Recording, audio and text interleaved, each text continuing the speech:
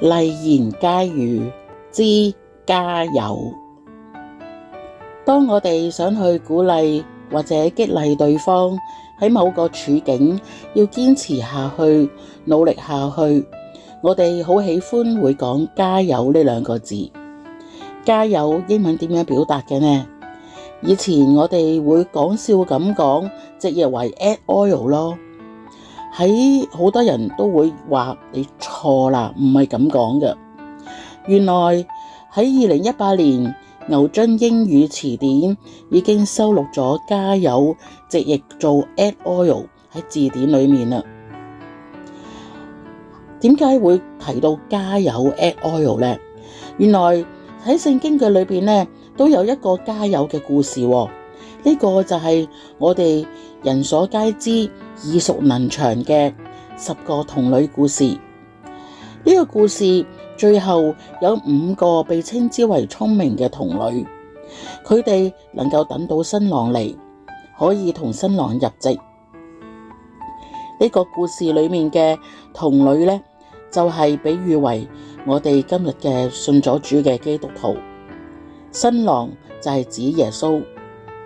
呢個故事係提醒我哋喺等候耶穌嚟嘅呢段日子，要點樣預備好自己，亦都就係究竟呢5個童女聰明喺咩地方呢？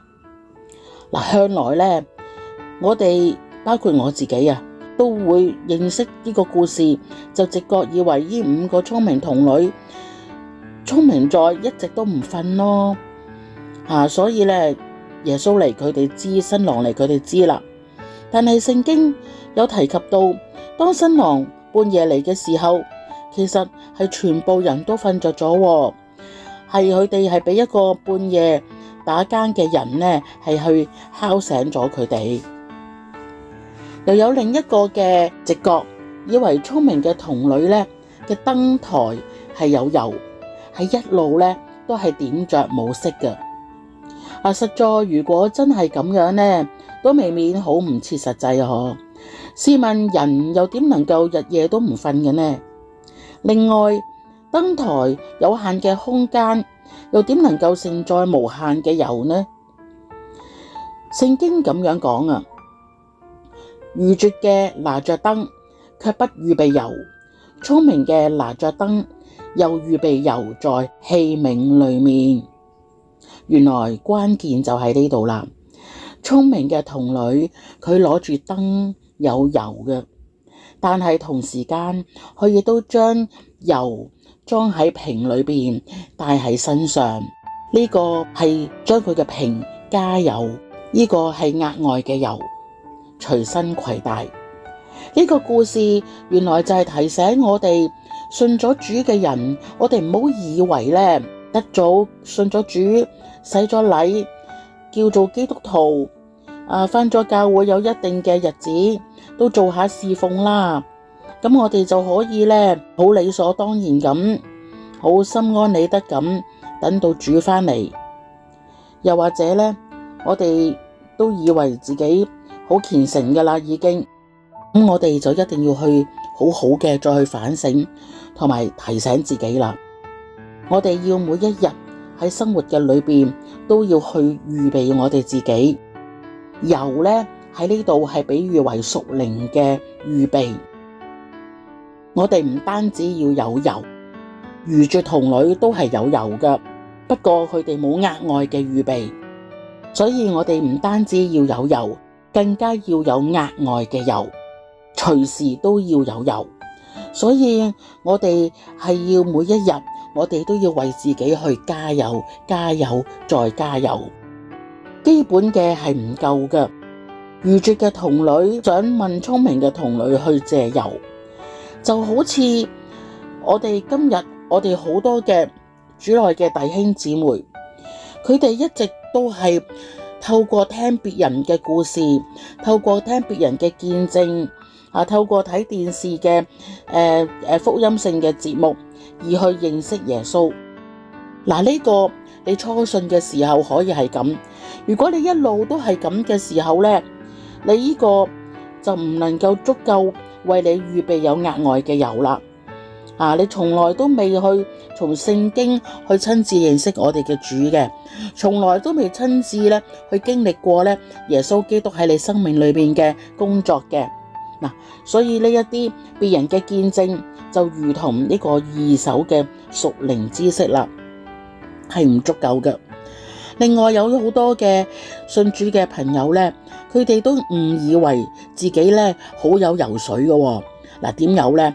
例如佢哋都覺得我讀咗好多聖經課程啦，我度攞咗好多嘅神學學位啦，有幾資深嘅喺教會服侍嘅經驗啦，有好多嘅屬靈恩賜啦，又有幾足夠嘅11嘅奉獻，甚至12、13、14啦，幫好多人做咗好多探訪啦，等等等等。呢一切其實只係外在嘅宗教行為，唔一定等於有內心嘅經歷，係內在嘅屬靈生命係成熟，亦都即係話唔等於係出於愛主嘅行為。所以就算我哋做晒呢啲嘅嘢，得到好多人嘅欣賞你、仰慕你、視你為屬靈嘅基督徒，但係你生命心靈裏邊呢，仍然都覺得好 dry。能夠使我哋生命得到滋潤，喺走上嘅路徑裏邊係能夠滴下脂油，就係我哋同神之間嘅親密關係。每一日我哋有神同在，與神同行，我哋嘅生活呢，仍然會遇上風浪，仍然有唔順利嘅時間，但係就係因為我哋與主緊連，我哋同佢貼近，以致我哋生命嘅裏邊有足夠嘅脂油去為我哋嘅生活處境加油，使我哋因為連結於主而有從佢而嚟嘅平安、喜樂、滿足，並且有勝過逆境嘅盼望同信心。我哋唔應該係臨渴先嚟掘井，我哋要喺現在平靜嘅每一日裏邊去學會選擇加油，每一日去親近我哋嘅主，每一日去分別嘅時間去等候佢，去聽佢講嘢，去同佢講嘢，嚟到佢嘅面前去反思我哋嘅生命有冇一啲得罪咗佢嘅地方，我哋求佢點樣幫助我哋能夠去改變我哋嘅生命。我哋甚至我哋每一日做每一件事嘅裏邊，喺每一個選擇嘅裏邊，我哋都有主嘅份喺我哋嘅事裏邊。我哋問佢，我哋求問佢，我哋要點做？我哋求聖靈去教我哋每一個嘅選擇，無論在學業、在工作、在娛樂嘅事情上面，都能夠係行喺佢嘅心意嘅裏邊。我哋每天像耶穌多一些，每天愛耶穌多一些，並且要持續咁為自己去加油，預備額外嘅油。我哋喺教會見面嘅時候呢，我哋時時都會彼此去祝福，耶穌愛你，哈利路亞，等等等等，係咪？我哋從今日起，我哋可以多一句去祝福佢哋，你哋要加油啊！好，各位主內嘅姊妹，你哋要加油啊！我哋要一齊去加油啊！如果你聽完我呢個分享，你從心好想再次調整你嘅心思，願意每一日去選擇為自己加油，請你跟我一齊做以下嘅禱告啊！